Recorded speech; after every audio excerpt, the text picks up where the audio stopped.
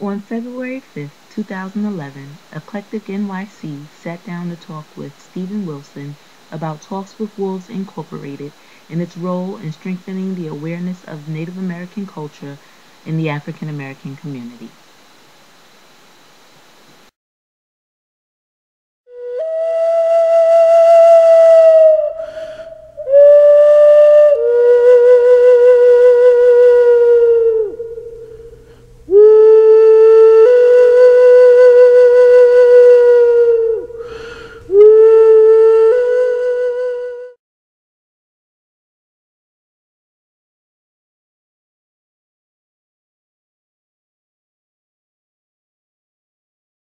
Talks with Wolves came about in 1993 originally when I did a vision quest with the Delaware Nation and in Pennsylvania.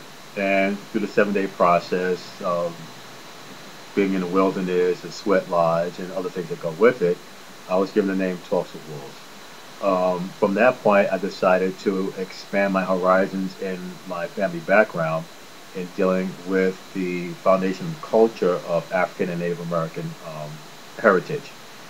Did some family research and found out that the plantation that I come from is the Scales Plantation from North Carolina that actually took in runaways of African and Native people and married them onto the plantation.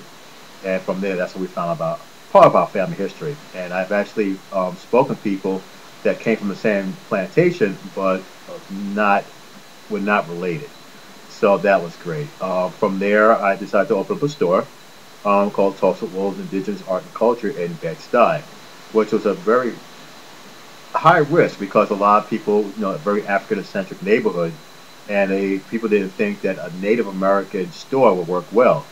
Well, they were proven wrong. I was there for about 8 years. And from that point, it was about teaching our black history in a wider um, circle, so to speak, dealing with the history and traditions and cultures that both um, nations of people share from African culture and Native culture, or what we call the First Nations. And expanding on that and talking with people about it and finding out that the similarities are so close that they are truly related in their own form. So from there, I just saw artifacts, I had books, um, things that represented both cultures, and then the influence of both cultures to certain art pieces. From that point, teachers start coming into the store asking to kind of come in and teach in classes. Students were coming as part of their research for doing programs for their own homework, and it just expanded from that point. And it did well. It did exceptionally well in Bed-Stuy. Very proud of Bed-Stuy for their support. And from there, I closed it in 2001.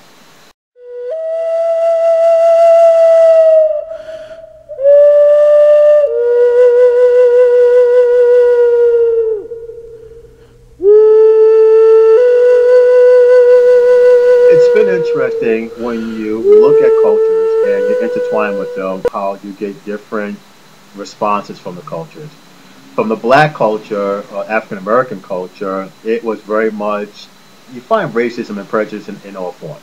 And my culture, in one side of it, they were very much like, why are you trying to be native? What's that about? Because it wasn't spoken in a lot of families. It was kind of hidden, like it was a shameful thing. It was the same for the native people. Oh, you're African American. Why are you trying to be native? And I can understand both points, especially from the native tradition where this is their home first and foremost. This is their Turtle Island, and we were brought here. And people have to understand we were brought here prior to slavery through our own through travels. So we already have a relationship with them, but through slavery. But because the way government formed these laws and how we were forced to come together, it formed barriers across one another. So a lot of nations will acknowledge the fact that they have African blood in their background, and now more African Americans are speaking about it as well. What the nations did not want is for people just to do it because it was the in thing to do. I'm going to be native this week, and I understand that point. And it's a very valid point because I've seen a lot of it.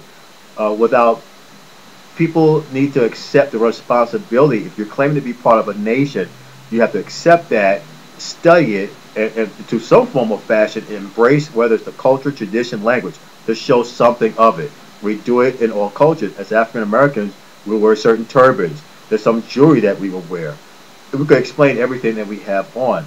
The natives want to be dealt with in the same respectful manner, and not less a saying of the African history and culture that Africa has to offer, but the First Nations here is, their history and traditions is just as rich as the African culture, and nothing mystical behind them.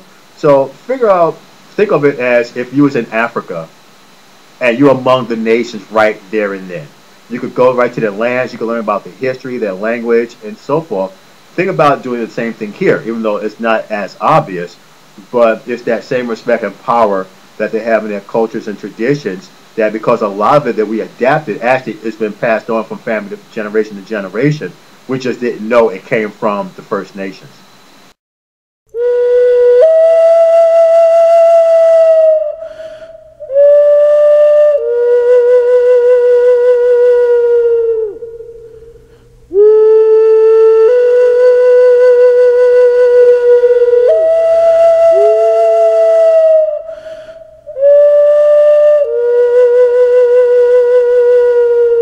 We have after school programs that we cater to grades from K to high school. And a lot of our after school programs, what we do is we use, not most of our after school programs, actually, we deal with visual and performing arts to promote literacy in their education. Meaning that we'll take a program, let's say something in history, and what they'll do is we will take, if they're learning the Civil War, what we will do is take some of that they've learned in the Civil War, and from a theatrical point of view, make them act out a part of it so they can understand more of it, whether it's somehow from a slavery perspective, from a northern perspective, or a slave themselves. We always do that. We do that even with children in their educational program, where if they're learning something from the Mayan culture, we know that art is a foundation of teaching. There's no way of getting around it. So what we do is we take that art as hands-on, whether it's singing, dancing, after school, or during school, and what we do is we get them to participate in that, which complements what they're learning in class. So that helps them better understand what they're learning in class and appreciate it more as an overall teaching tool.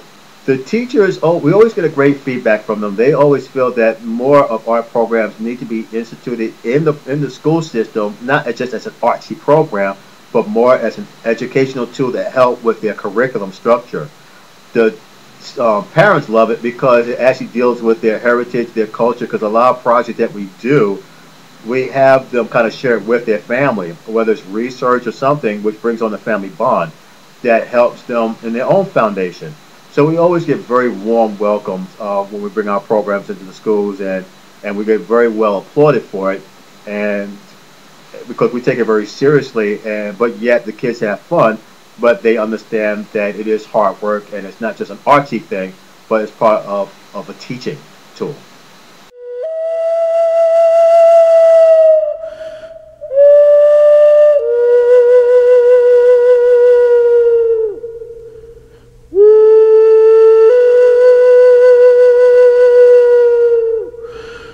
Now, our biggest program that we're doing is the Middle Passage, which is an exceptional program that we have for junior high school and high school students. That's our fundraiser right now. And that is actually very unique because that deals with all the disciplines in the arts, which entitles them to learn more about the cultures from a slave trade point of view.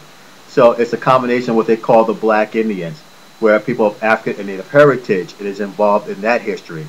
So we go into that effect with them from very different forms, from dancing to singing to anything from slave quilts to music, and visual arts as well.